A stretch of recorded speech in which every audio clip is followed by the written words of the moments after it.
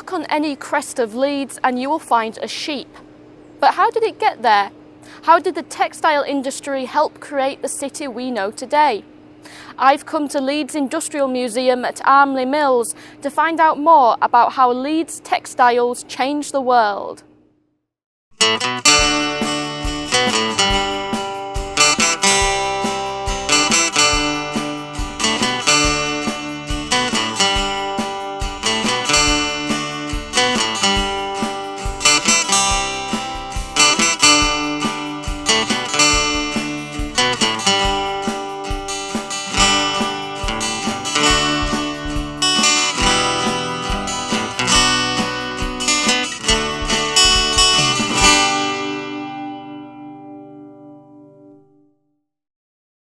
Our story starts way back in medieval times. Leeds was just a collection of tiny villages back then, but its close proximity with the River Aire and its very soft water was perfect for washing wool. A local industry developed, and in 1185 Temple Newsam is recorded as having one of the earliest fulling mills in England. Kirkstall Abbey became a big source of this wool, and by 1300 is said to have owned 4,500 sheep. By the 17th century, Leeds had become so well known for its wool that a group of wealthy merchants petitioned the king for special powers to protect their high standard of quality. They succeeded, and in 1626 Charles I granted Leeds its first royal charter. Sir John Savile of Howley Hall became the first alderman of Leeds, and a new seal was created. It used 2 owls from his family crest and a sheep to represent the wool industry. The 3 stars, or mullets to use a proper term, were added in 1661 when Thomas Danby became the first mayor of Leeds and added the symbol from his family crest. In 1699, merchants from Leeds and Wakefield embarked on a plan to make the rivers Aire and Calder more navigable. This was the start of the, you guessed it, Aire and Calder Navigation Canal, which would eventually stretch from Leeds to Hull. The Leeds-Liverpool Canal, which began in 1770 and took 46 years to finish, enabled merchants to trade further afield to Liverpool and beyond. These new developments boosted the wool trade, and by the 18th century, Leeds was booming. Now at this point it's worth mentioning that Leeds was just part of a wider textile industry across West Yorkshire. Towns like Wakefield, Halifax, Bradford and Dewsbury were all going through similar processes of development. I'm obliged to say that because my producer's from Bradford. In 1724, Daniel Defoe published a tour through the whole island of Great Britain. He was a bit like Michael Patillo. I've come to Leeds, where the textile industry was making incredible strides. My guidebook tells me that Leeds is a large, wealthy and populous town. It is a cloth market, which is indeed a prodigy of its kind, and is not to be equalled in the world. By 1770, Leeds merchants handled 1/3 of all wool exports in England. This was crucial for the national economy, as wool accounted for just over half of England's total domestic exports. By the end of the 18th century, Leeds was poised to become one of the first towns to experience an industrial revolution. In 1792, wealthy industrialist Benjamin Gott built the world's first woolen mill at Bean Ing. It's been knocked down, but his next project, Armley Mills, still remains. It was originally a fulling mill, and in 1804 was bought by Benjamin Gott. It was soon destroyed by fire, though, because having lots of flammable cloth fibres floating around was a very big fire risk. Gott rebuilt the mill to be more fireproof, and it became the world's largest woolen mill. Gott's business flourished. His products received royal endorsement with a visit by the Prince Regent in 1805. In 1808, he won the contract to supply uniforms for the British Army. Much of the demand for fabric came from overseas. In 1821, one firm in Boston alone bought £28,000 worth of material, about £1.6 million in today's money. It's no surprise that Gott was one of the biggest employers in Britain and a millionaire when he died in 1840. £1 million in 1840 would be about £60 million in today's money. Having a couple of million would make you very rich. Unsurprisingly, he built Gott's Park mansion for himself in Armley. Leeds was transforming into a woolenopolis.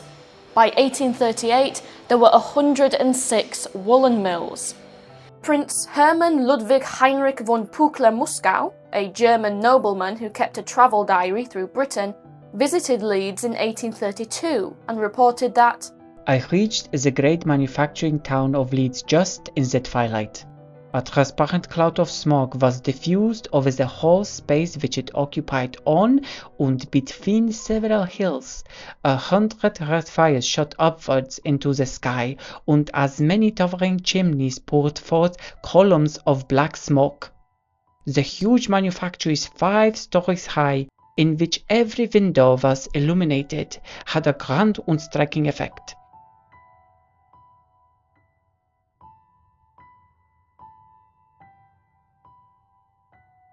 But all this economic growth came at a tremendous human cost.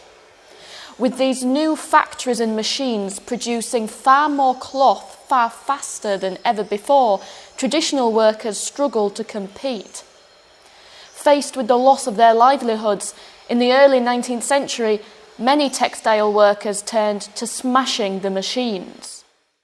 In November 1799, a mob burned down a mill in Beeston. In 1812, the Leeds Intelligencer reported that Oatlands Mill had been set alight, with thousands thronged to the spot, many lamenting the calamity, the multitude shouting and proclaiming it a blessing. One of the key jobs at risk was that of a cropper, who would use heavy metal shears to cut the surface of the cloth by hand. Their jobs were quickly being replaced by machines like this one, which could be operated by young boys. Croppers could not compete with the rapid pace of technological change. In 1841, it was reported that in 1814 there were 1,733 croppers in Leeds, all in full employment. And now, since the introduction of machinery, the whole of the cloth is dressed by a comparatively small number, chiefly boys. Children were a big source of cheap labour, working long hours in hazardous conditions. At a royal commission in 1833, an overseer at one of John Marshall's mills reported that they were beat with a strap. We had them of all ages in our room. There's been many a one badly beat with strapping in my room. I've seen them flogged while they had marks on them, boys and girls. In 1823, an 11-year-old girl had her leg crushed in a machine whilst working at a factory. She was taken to Leeds Infirmary. Her leg was amputated without anaesthetic. She later died of gangrene. Her story has been dramatised in Thackeray Medical Museum as Hannah's Ordeal, illustrating the dangers which children faced working in factories and the hazards of medical care. The atrocious conditions which children worked in led to a clamour for reform. Leeds-born Richard Ostler became a key campaigner for the reduction of children's working hours. John Marshall, whose overseer had testified to the beating of children in his factories, is said to have claimed that 65 hours of work a week for a child did them no harm. The 1833 Factory Act banned children under 9 from working and limited the hours of those aged 9 to 13 to 9 hours a day. If you were aged 13 to 18, you could still work up to 12 hours a day. It wasn't until the 1847 Factory Act that all under 18s were limited to 10 hours of work a day. The rapid growth of Leeds' industries led to a population explosion. The number of people in Leeds grew from an estimated 30,000 in 1775 to 172,000 in 1851. Some of this came from the movement of people, particularly from Ireland.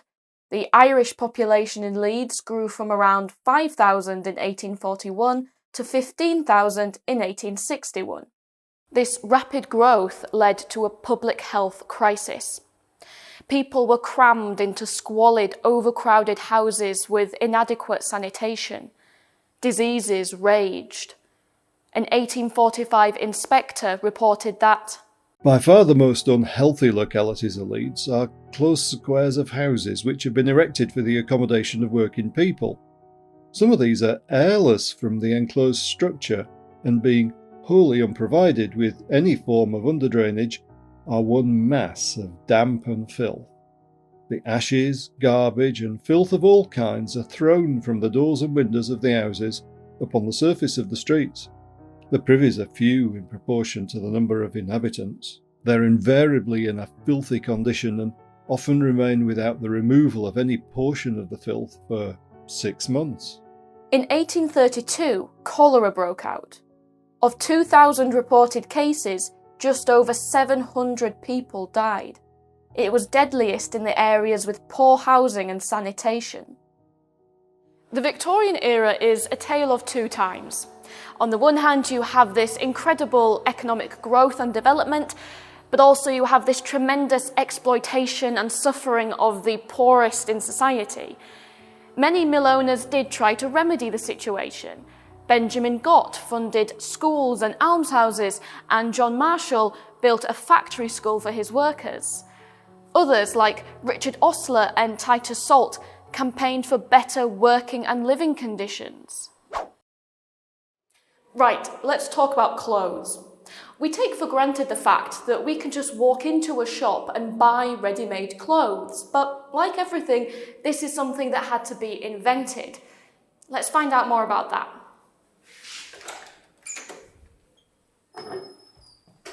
If you were wealthy, your clothes were tailor-made.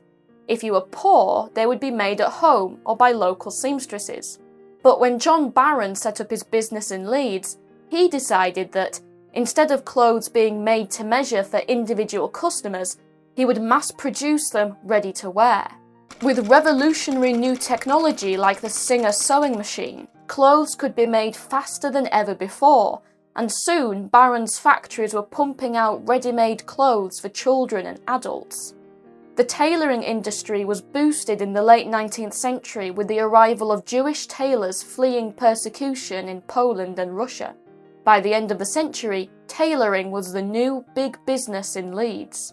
John Barron is also the one to thank for Roundy Park. He led a campaign to buy it for the people of Leeds. From one pioneering tailor to another, Leeds would soon become famous as the home of Burtons. Montague Burton. His idea was simple. Ordinary people should be able to walk into a shop and buy an affordable, well-made suit. In 1921, he set up a factory in Harehills, and it soon became the largest clothing factory in the world, producing 30,000 suits every week, with a canteen capable of feeding 8,000 workers. During World War II, it produced a quarter of all uniforms for the British Army. At the end of the war, Burtons played a key role in helping returning soldiers integrate back into civilian life. When soldiers were demobilised, they were provided with a new suit, many of which were made at Burton's.